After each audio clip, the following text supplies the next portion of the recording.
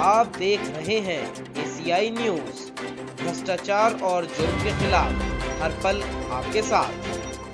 नमस्कार, मैं sub editor anti corruption India news channel से। इस समय हम लोग उत्तर प्रदेश के कानपुर शहर में मौजूद हैं और जैसे कि हम लोग जान रहे हैं किस प्रकार से हमारे न केवल प्रदेश स्तर पर बल्कि देश स्तर पर जहां कहीं भी सामाजिक संस्थाएं कार्य कर रही हैं, एनजीओस कार्य कर रहे हैं और ख़ासकर हमने देखा कि समाज की सेवा से जुड़े ऐसे व्यक्तित्व हम अपने दर्शकों के सामने लाते हैं जिन्होंने देखा जाए तो सेवा परमो धर्मा के भाव से समाज के कल्याणकारी कार्यों को किया है।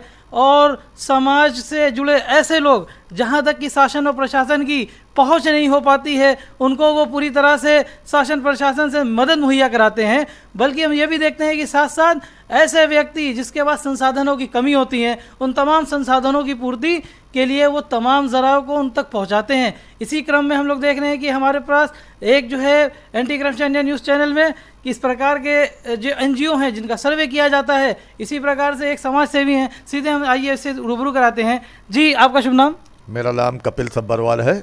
मैं कानपुर उद्योग व्यापार मंडल का वरिष्ठ उपाध्यक्ष हूँ और कानपुर के पुलिस व्यापारी ग्रुप का मैं एडमिन हूँ और इस समय सामाजिक संस्थाओं से जुड़ा हूँ और मेरी बचपन से सामाजिक कार्यों में रुचि रही है। आज हमारे देश पे कोरोना महामारी ने जो तांडव मचाया है उसको देखकर हमारा दिल पसीज गया। ऐसा सीन हमने अपनी ज़िंदगी में कभी देखा नहीं। मौत का मंज़र हमने बहुत खुली आंखों से देखा और दंग रह गए। कहीं कोई व्यवस्था नहीं थी, किसी अस्पताल में किसी मरीज़ को जगह नहीं मिल रही थी, ऑक्सीजन के लिए लोग तड़प रहे थे, दवाइयाँ नहीं मिल रही थी। ऐसी स्थिति में कितने केस हमारे पास आए जिनको मैंने अपने प्रयासों से, अपने व्यक्तिगत डॉक्टर मित्रों से, अपने पुलिस के अधिकारियों से, मैं पुलिस व्यापारी ग्रुप में भी जुड़ा हुआ हूँ जिसमें कानपुर कमिश्नरेट के तमाम ऐसे अधिकारी थे जिन्होंने मानव सेवा करी और हमारी मदद करी और उन मरीजों को जिनकी हालत अत्यंत दयनीय स्थिति में थी कि अगर उनको तत्काल इलाज ना मिलता तो उनकी मृत्यु हो जाती, तमाम ऐसे केस हमारे पास आए जिनको कि हमने अस्पतालों में दाखिल कराया। 26 केस हमारे पास आए जिनको मैंने कानपुर के विभिन्न अस्पतालों में भर्ती कराया। सब्बरवाल जी, आप व्यापार मंडल के निश्चित रूप से वरिष्ठ जो है नेता रहे हैं, समाज सेवा से जुड़े रहे हैं। अभी हाल फिलहाल में कोई ऐसी घटना आपको ध्यान हो जो हमारे दर्शकों से साझा करना चाहेंगे? जी, एक घटना बहुत दुखद भी हुई। एक बांदा से महिला आई थी सुनैना शुक्ला जो 8 महीने की गर्भवती थी और कोरोना पॉजिटिव हो गई। कानपुर में उसको कहीं भी किसी अस्पताल में जगह नहीं मिल रही थी।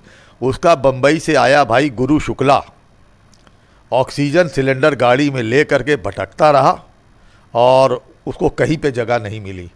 उसके लिए देश के माने जाने प्रख्यात अधिवक्ता उज्ज्वल निकाम जी की सिफारिश कानपुर आई और ऐसे में हमने और पुलिस व्यापारी ग्रुप ने सक्रिय होकर, जिसमें बहुत प्रमुख रूप से भूमिका त्रिपुरारी पांडे एसीपी कर्नलगंज, एसीपी सीसा मऊ, एसीपी स्वरूपनगर और डीसीपी ट्रैफिक महोदय की रही, जिन्होंने तत्काल उस महिला के लिए जच्चा बच्चा हैलेट में व्यवस्था करी और डॉक्टरों की टीम लगाकर बच्चे की डिलीवरी कराई। रात में 2 बजे उसे एक बेटी का जन्म हुआ। लेकिन अत्यंत दुखद घटना है, 24 घंटे बाद वह महिला को हम बचा नहीं सके, उसके ऑर्गन्स ने काम करना बंद कर दिया, लेकिन उसकी बेटी को हम लोग बचाने में कामयाब हो गए। यदि उचित समय पे इलाज ना मिलता तो माँ बेटी मर जाते। इधर कोरोना काल में खास करके आखिर क्या दिक्कतों का सामना करना पड़ा जब आप समाज सेवा से जुड़े रहे? आखिर किस प्रकार से संसाधनों को उस वर्ग तक पहुंचाने में क्या दिक्कत परेशानी आपको आई जो पूरी तरह से देखा जाए तो संसाधनों की कमी से जूझ रहे थे? देखिए, सबसे पहले मैं आपसे एक बात क्लियर बता दूं कि मौत का भय सबको था, इसलिए लोग घरों से बाहर नहीं निकल रहे थे। हम भी नहीं निकल रहे थे। हमने भी जितने काम किए हैं वर्क फ्रॉम होम किए हैं। हम भी अभी तक घर से बाहर नहीं निकले और मेरी पत्नी नोएडा में है, वो कोरोना पॉजिटिव हो गई है, लेकिन हम अपनी पत्नी से मिलने नहीं जा पाए। हम यहीं पे मानव सेवा कर रहे हैं और घर से ही कर रहे हैं। जो यथासंभव हमारे से मदद हो सकती है हम वो मदद करते हैं। दवाइयों की दिक्कत आई, इंजेक्शन की दिक्कत आई, अस्पताल में बेड नहीं मिल रहा, इस चीज़ की दिक्कत आई, और सबसे बड़ी दिक्कत आई ऑक्सीजन की। ऑक्सीजन सिलेंडर के लिए ऐसी मारामारी हो गई कि आदमी 10,000, 20,000, 50,000 रुपया देने को तैयार हो गया, लेकिन उसे ऑक्सीजन नहीं मिल रही थी। ऐसे में हमने अपने मित्रों के साथ सिलेंडर की व्यवस्था भी करी और उन्हें सिलेंडर भी उपलब्ध करवाए। जैसे कि सब्बरवाल जी, आपका एक बड़ा नेटवर्क है और निश्चित रूप से सेवा परमो धर्मा के भाव से आप समाज के कल्याणकारी कार्यों को देखा जाए तो निस्वार्थ भावना से कर रहे हैं। ऐसे में सवाल ये उठता है कि इन तमाम अच्छे कामों को जहां आपकी जनता इतना सराहने, आपकी जो है हम देखा ग्राउंड लेवल पे जाके कि किस प्रकार से वो आपके तमाम कार्यों की सराहना करती है, आखिर क्या वजह रही कि आप अभी तक कोई चुनाव नहीं लड़े या आपने कोई बड़ा पद नहीं लिया? देखिए, हमारा मकसद कोई चुनाव लड़ना या नेता MP MLA बनना नहीं है। हम लोग सामाजिक कार्य करने वाले लोग, हम लोग व्यापारी लोग हैं। हम लोग अपने व्यापार से रुचि रखते हैं, अपने परिवार में रुचि रखते हैं, और कुछ सामाजिक कार्य करने चाहिए इंसान को। मानव योनि में जन्म मिला है तो मानव सेवा का संकल्प तो हर परिवार में, हर माँ बाप को अपने बच्चों को ये संस्कार देने चाहिए, और वही हम कर रहे हैं। अभी हमने देखा किस प्रकार से एक बड़ी शख्सियत हमारे कानपुर की श्याम बिहारी मिश्रा जी और हनुमान मिश्रा जी नहीं रहे, तो निश्चित रूप से काफ़ी इसका गहरा सदमा आपको भी पहुंचा होगा। बिल्कुल है। श्याम बिहारी मिश्रा जी व्यापार मंडल के जननायक रहे हैं, भीष्म पितामह रहे हैं, हमारे वरिष्ठ पिता तुल्य समान हमारे थे। हमें अत्यंत दुखद हुआ उनके निधन से। अभी हम देख रहे हैं किस प्रकार से माननीय मुख्यमंत्री योगी आदित्यनाथ जी की जितने भी विकास कार्यों का जायज़ा हम लोग देख रहे हैं कि ग्राउंड लेवल पे जाके हमारे संवाददाता ले रहे हैं, विभिन्न शहरों में हमारा सर्वे चल रहा है। ऐसे में जहां कहीं कोई दिक्कत होती है तो हमारी एंटी करप्शन या न्यूज़ चैनल की तरफ से शासन प्रशासन को अवगत कराया जाता है। आखिर आप क्या सुझाव देना चाहेंगे, या आपको कहीं कोई खामी लग रही हो तो निश्चित रूप से हमारे चैनल के माध्यम से माननीय मुख्यमंत्री योगी आदित्यनाथ जी तक आप अपनी बात पहुँचा सकते हैं? नहीं, पूर्व में व्यवस्थाओं में कमी थी। आज की जो स्थिति है उसमें प्रदेश स्तर पर, युद्ध स्तर पर कार्य चल रहा है। आज अस्पतालों में डॉक्टर्स भी अवेलेबल हैं, बेड भी अवेलेबल हैं, दवाइयाँ भी मौजूद हैं। आज वो स्थिति नहीं है। अगर यही स्थिति का सामना प्रशासन 1 माह पहले कर लेता तो कानपुर में इतनी मौतें नहीं होती, देश में ऐसी मौतें ना होती। ये सरकारी कार्य है, सरकारी कार्य अपने हिसाब से होता है, इसके बारे में मैं टिप्पणी नहीं कर सकता। ये बताइए कि आखिर राजनीति में आप कब से सक्रिय हैं? मैं स्टूडेंट पॉलिटिक्स से, राजनीति से जुड़ा हूँ, कांग्रेस से जुड़ा हूँ। बाकी मेरे दोस्त सपा में भी हैं, बसपा में भी हैं, भारतीय जनता पार्टी में भी हैं, और हम व्यापारी लोग हैं।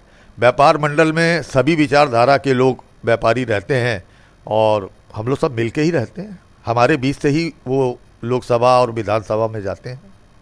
अभी कोरोना काल में जिस प्रकार से व्यापार मंडल की तरफ से या जितने भी व्यापारी वर्ग है उन्हें एक बड़ा नुकसान हो रहा है, तो ऐसे में जाहिर सी बात है ये तमाम दिक्कतों परेशानियां आपको लोग आके बताते हैं, खासकर हमारा व्यापारी वर्ग। तो ऐसे में सरकार से आप क्या उम्मीद रखते हैं कि किस प्रकार से, जैसे कि मांग उठ रही है कि बिजली के बिल माफ़ हो जाने चाहिए, या जी भी अभी जिस प्रकार से व्यापारी अपनी अपनी दुकानों को बंद करे हैं, कहीं कहीं पे ये भी है कि किराया माफ़ होना चाहिए, तो इस संबंध में आप क्या कहना चाहेंगे? जी, ये व्यापार मंडल की पूर्व कोरोना काल में भी मांग रही है, और कि दुकानों का किराया माफ़ होना चाहिए और बिजली के बिलों में भी उसे छूट मिलनी चाहिए, साथ में कंपनसेशन भी मिलना चाहिए।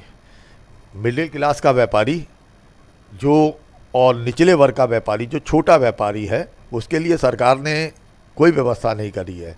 फुटपाथ वालों पर, फेरी वालों पर, रेहड़ी वालों के लिए 1,000 रुपये की व्यवस्था सरकार ने देने की है। और कोरोना काल में जो व्यापारी मर गए हैं, व्यापारी परिवार के सदस्य मर गए, हमारा सरकार से अनुरोध है कि जो पंजीकृत व्यापारी है उसकी कोरोना काल में मृत्यु हुई है, उनको आर्थिक सहायता दी जाए। जिस प्रकार व्यापारी दुर्घटना बीमा में पंजीकृत व्यापारी को 10 लाख रुपए का मुआवजा दिया जाता है, उसी तरह GST विभाग से पंजीकृत व्यापारी की यदि कोरोना काल में मृत्यु हुई है तो उसके परिवार को 10 लाख रुपए की आर्थिक सहायता दी जाए। इस संबंध में क्या किसी प्रकार का कोई ज्ञापन आपकी तरफ से जिलाधिकारी महोदय या सीधे से मुख्यमंत्री महोदय तक पहुँचाया गया? ये कार्य प्रदेश स्तर से होते हैं। इसके लिए हमारे प्रदेश के अध्यक्ष श्री बनवारी लाल कंछल जी पत्र प्रेषित कर चुके हैं, मुख्यमंत्री जी को भी, प्रधानमंत्री जी को भी। अंत में हम चाहेंगे आप हमारे चैनल के माध्यम से जनता को कोई संदेश दें। जनता से यही कहूँगा सोशल डिस्टेंसिंग का फॉलो करें, मास्क लगाएं और अपने हाथों को अच्छी तरीके से धोते रहें, सैनिटाइज़र का प्रयोग करें। अब व्यापार खुलने की स्थिति यदि आती है तो अपने दुकानों में बिना मास्क के ग्राहक को प्रवेश ना दें और बाज़ार में मास्क बिठवाएं, कैंप लगाएं, सैनिटाइज़र बंटवाएं। और इसके लिए अभी हम एक कैंप का आयोजन भी करने जा रहे हैं। हम अधिकारियों के यहाँ मास्क भी और सैनिटाइज़र भी भेजेंगे। बहुत बहुत धन्यवाद हमसे जुड़ने के लिए। धन्यवाद आपको।